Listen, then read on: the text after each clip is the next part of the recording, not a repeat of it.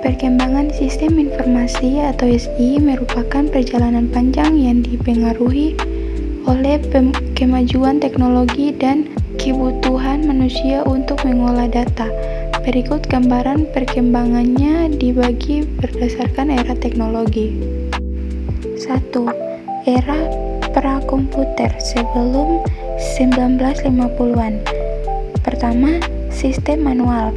Pada era ini, pengolahan informasi dilakukan secara manual, menggunakan buku besar, kartu indeks, dan alat tulis lainnya. Sistem ini sangat terbatas dan rentan terhadap kesalahan. Selanjutnya, sistem mekanik. Munculnya mesin hitung mekanik sederhana awal otomatisasi dalam mengolah data, namun kemampuannya masih sangat terbatas. Kedua, era komputer generasi pertama, tahun 1950 sampai dengan 1960-an. Sistem batch processing komputer generasi pertama yang besar dan mahal digunakan untuk memproses data secara batch. Data kumpulan lalu diproses secara berkala. Sistem ini relatif lambat dan tidak interaktif. Selanjutnya, bahasa pemrograman tingkat rendah. Pemrograman dilakukan menggunakan bahasa mesin atau assembly yang kompleks dan tidak membutuhkan keahlian khusus. Selanjutnya, fokus pada pengolahan data. Sistem informasi pada era ini berfokus pada pengolahan data transaksional, seperti payroll dan pemrosesan. 3. Era komputer generasi kedua tahun 1960 sampai dengan 1970-an. Sistem real-time processing. Munculnya sistem real-time memungkinkan pengolahan data secara langsung dan interaktif.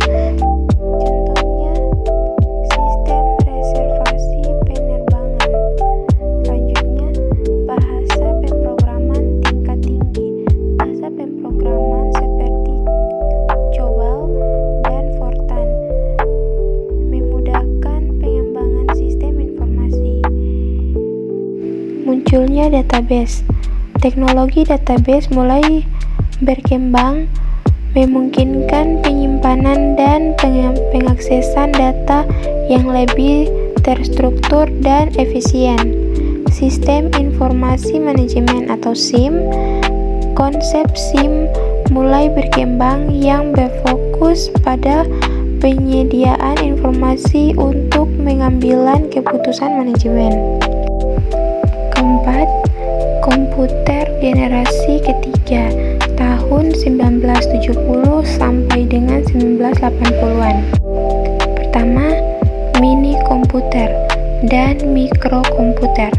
Perkembangan mini komputer dan mikrokomputer membuat teknologi komputer lebih berjangkau dan tersedia untuk organisasi yang lebih kecil. Yang kedua, jaringan komputer. Jaringan komputer mulai berkembang, memungkinkan berbagai data dan sumber daya antara komputer. Selanjutnya, sistem basis dan relasional.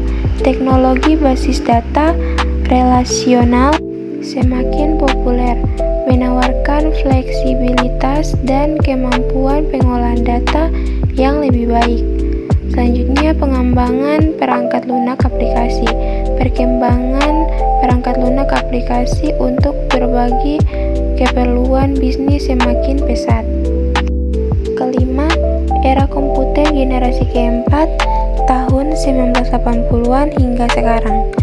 Mikroprosesor sebagai inti komputer generasi keempat ditandai dengan penggunaan mikroprosesor sebagai komponen utama. Mikroprosesor adalah chip tunggal yang mengintegrasikan ribuan transistor dan sirkuit. memungkinkan komputer menjadi lebih kecil, lebih cepat, dan lebih efisien. Contoh, komputer generasi keempat seperti laptop, desktop PC, server, smartphone. Komputer generasi keempat menandai era komputerisasi massal dan telah mengubah cara kita hidup, bekerja, dan berinteraksi dengan dunia. Dan yang terakhir, keenam, komputer generasi kelima sekarang hingga masa depan.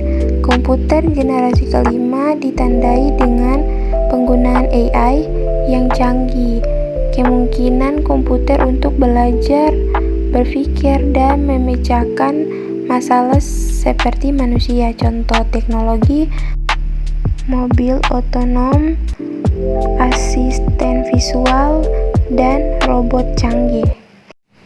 Thank you for watching. Bye bye guys.